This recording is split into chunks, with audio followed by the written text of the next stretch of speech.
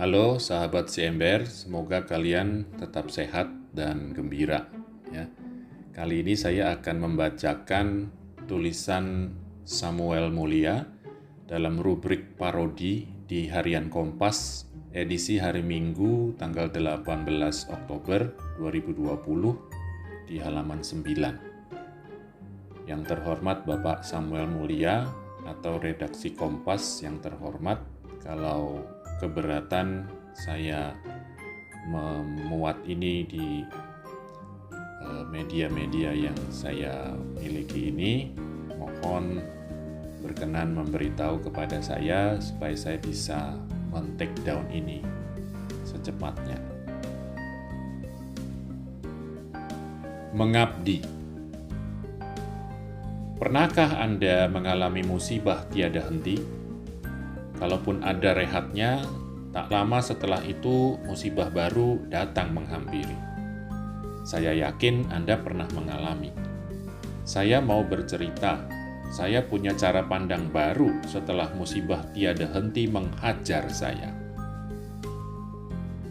Sudah lama Anda tahu dari cerita saya selama belasan tahun ini, bahwa saya pernah menjalani cangkok ginjal karena ginjal saya gagal berfungsi secara normal. Tidak hanya fungsinya yang gagal, tetapi juga lokasi ginjalnya tak di tempat yang biasa. Nah, beberapa bulan yang lalu, perut saya bengkak. Bengkaknya menjalar ke alat kelamin saya. Kemudian setelah sekian minggu berlalu, bengkaknya menuju ke seluruh kaki kanan. Bahkan saat sedang menulis artikel ini saja, kaki saya seperti kaki gajah. Tentu untuk menekuk kaki agak susah, tetapi bisa. Kalau berjalan, meski tak nyaman seperti biasa, masih tak mengganggu saya. Saya tak tahu mengapa hal ini terjadi. Sebab minggu ini saat saya sedang bergegas menulis artikel untuk diserahkan ke meja redaksi, saya sedang menunggu hasil pemeriksaan darah dan USG. Nanti saya ceritakan hasilnya setelah itu. Hanya saja, saya yang pernah mengenyam pendidikan kedokteran berpikir bahwa saya kena infeksi hati yang sudah menjurus kepada pembentukan jaringan hati. Semoga saya keliru. Saya tak akan membahas penyakit itu. Itu tak menarik untuk dibahas. Yang menarik adalah saya sempat berdialog dengan Sang Kuasa untuk menanyakan mengapa ia tak bosan-bosannya mengizinkan datangnya musibah dalam kesehatan saya.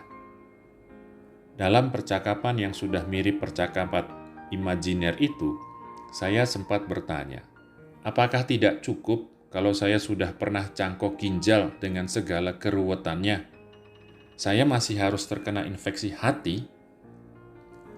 Saya berharap infeksi ini tak berkembang menjadi kanker hati dan membutuhkan cangkok hati. Masa sudah cangkok ginjal masih harus cangkok hati? Nanti setelah ini apalagi yang harus dicangkok?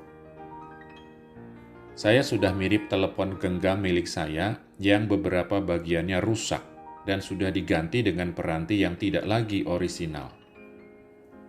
Semua kejadian itu belum termasuk musibah pandemi yang mempengaruhi usaha saya yang sudah membentur dasar jurang alias nyaris bangkrut. Dan virus corona ini telah membuat saya keder karena kemana-mana takut terinfeksi karena sampai sekarang ini saya masih mengkonsumsi obat yang menekan kekebalan tubuh saya. Jadi praktis saya tak punya kekebalan tubuh melawan infeksi. Memikirkan itu semua rasanya penat sekali. Tidak fisik tetapi pikiran.